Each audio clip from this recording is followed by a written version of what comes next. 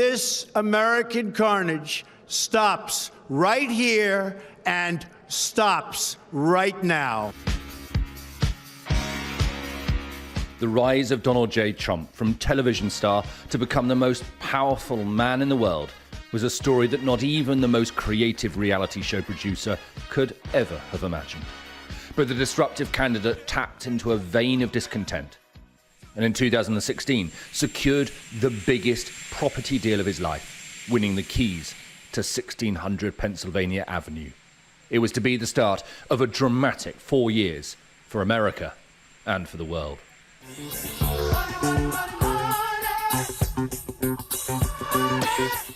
He made his name as a New York property developer, but it was The Apprentice that gave Donald Trump the platform and audience he needed to run for office. And in 2015, he threw his hat into the ring. I am officially running for President of the United States, and we are going to make our country great again. Donald Trump was controversial from the off. No one gave him a chance, but he galvanized support against his more popular opponent, Hillary Clinton. It's just awfully good that someone with the temperament of Donald Trump is not in charge of the law in our country. Because you'd be in jail. Secretary Clinton.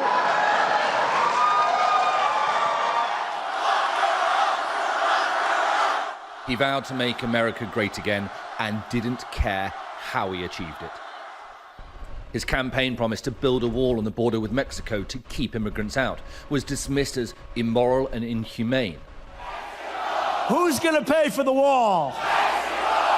But his base in the red Republican states loved it. Trump's tactics might have been crass, but they worked. In November 2016, he squeezed home, defeating Clinton and leaving the world open-mouthed. And confirm that Donald Trump will be the 45th President of the United States.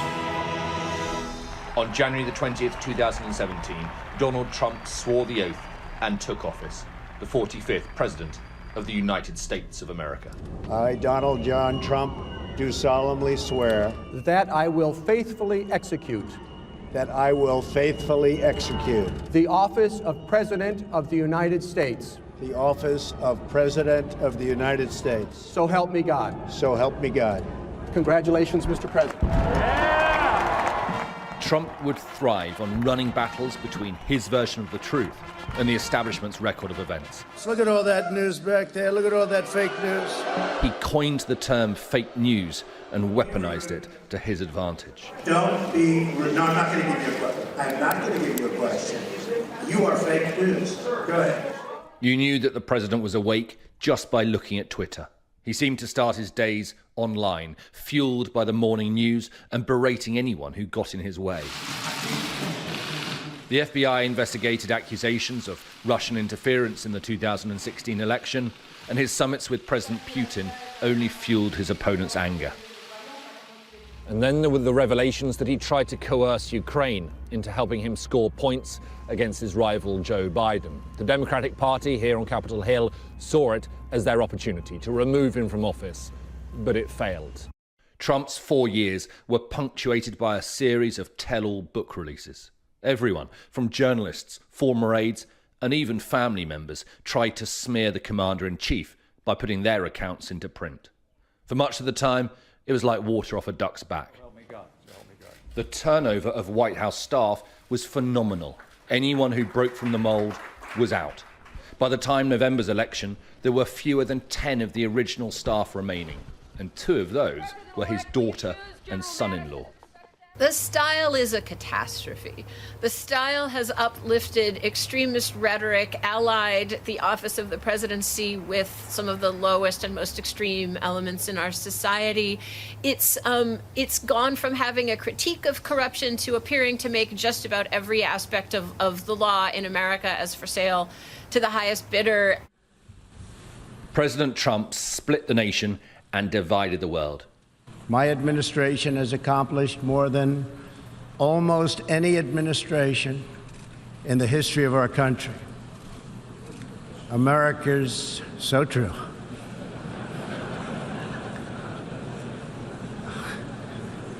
Didn't expect that reaction, but that's okay. In just 4 years, he reshaped the international norms, pulling America out of key agreements, including the Paris Climate Accord, the Iranian nuclear deal, and the UN Human Rights Council. From day one, he set his sights on NATO, the bedrock of transatlantic defense for over 7 decades. Countries that aren't fulfilling their commitment, and those countries are going to be dealt with. Maybe I'll deal with them from a trade standpoint. Maybe I'll deal with them in a different way. I'll work something out where they have to pay. But, we don't want to have people delinquent. Trump's unconventional style of diplomacy was brash and unpredictable. Long-term allies suddenly found themselves on the end of public outbursts. He told his supporters he would end wars in the Middle East and bring American troops home. He failed sometimes to tell his allies, though. It's the biggest betrayal in the history. We will never forget that. When he declared victory over Islamic State and pulled US forces out of Syria in 2019, it left the Kurds exposed and furious. And he shut the Palestinians out to strike a deal with Israel, trumpeted as peace, but far from perfect. The normalization of relations between Israel and the Gulf states was a small coup, no doubt, but the Palestinians' anger hasn't gone away, and neither have the Middle East's problems. You have seen a decrease of military engagements of the U.S. around the world. I mean, it's the first presidency in a very long time where you didn't see the active military being moved in to be some type of peacekeeping force. You saw the president commit to his word of trying to bring home the troops from Afghanistan, of trying to bring home the troops from Iraq. He brought the art of the deal from the boardroom to the Oval Office, and there was a pattern. First, threaten. Rocket Man is on a suicide mission for himself and for his regime. Then, flatter. And it's my honor, and we will have a terrific relationship, I have no doubt. Occasionally it worked, more often it didn't. China grew stronger and became public enemy number one. The transactional commander-in-chief aimed his sights on Beijing, first over trade, and more recently over COVID. What he has done with China, for better or for worse, is to turn it, in the view of the world, and certainly in the view of the United States, from being a partner to being an adversary. If you look at it as a needle on a dial, the needle has flicked from partnership to a state of adversaries.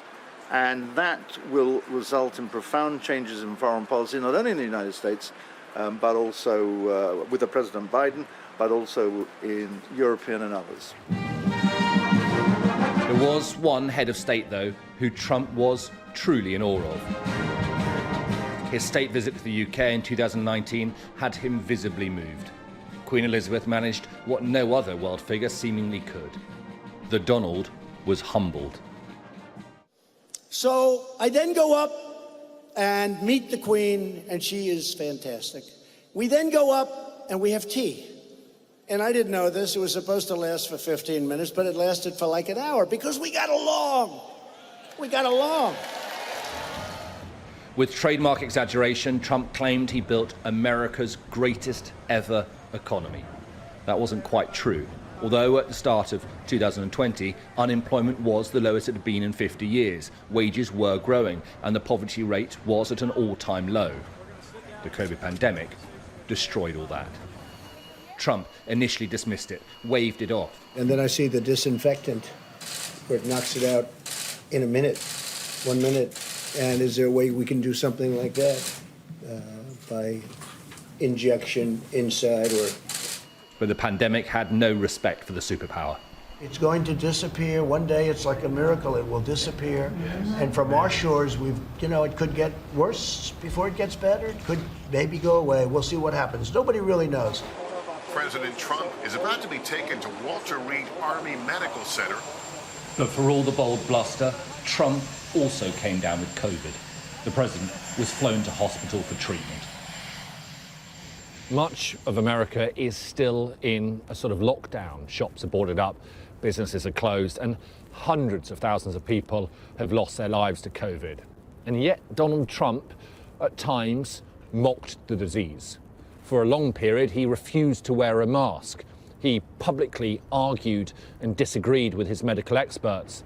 And close to the election, he started holding big outdoor rallies where hundreds of his supporters were crammed in, cheek by jowl. But it would have been wrong to write him off. He beat the odds once, and he might have done so again. When riots broke out following the killing of George Floyd by a police officer, Trump sought to be the president of law and order.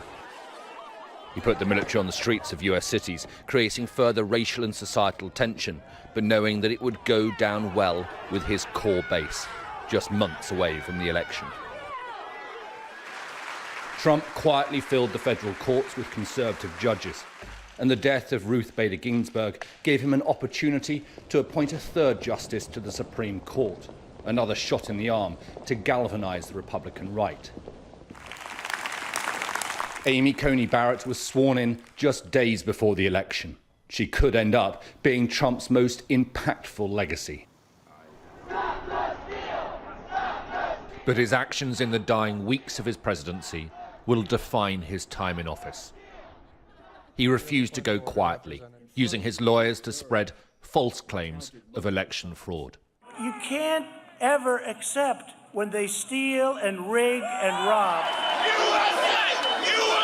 And he whipped up his supporters, encouraging them to overturn democracy. It was finally a step too far. He was criticized by his own party and world leaders. And Donald Trump became the first president in history to be impeached twice. Donald Trump was idolized by his supporters, loathed by his enemies, and mocked by much of the media. He leaves behind a nation still in the grip of a pandemic, made worse by his failure to take it seriously. His presidential legacy will be a United States of America divided and adrift. Alistair Bunkle, Sky News, Washington.